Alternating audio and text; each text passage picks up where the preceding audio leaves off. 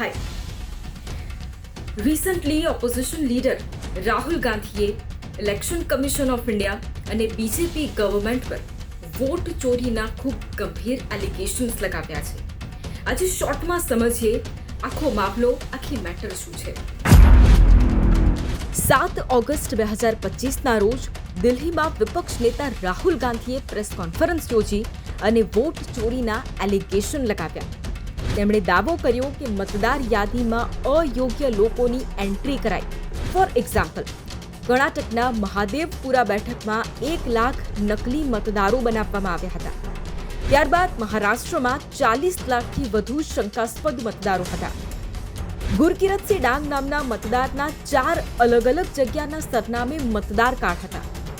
ઘણા મતદાર કાર્ડ પર 0 ઘર નંબર લખેલું હતું અને ઘણામાં વિચિત્ર રીતે પિતાના નામ હતા. 11,965 ડુપ્લિકેટ મતદારો, 40,009 નકલી સરનામા, 4,132 ફોટા વગરના અથવા ખૂબ નાના ફોટાવાળા મતદાર કાર્ડ મળી આવ્યા.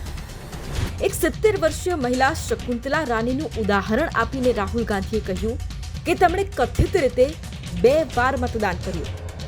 રાહુલ ગાંધીનું ઇન શોર્ટ એ કહેવું છે કે ભાજપ સામે સત્તા વિરોધી લહેરની અસર દેખાતી નહોતી અને એટલે જ આ બધું ઘણી જ શંકા ઉપજાવે છે.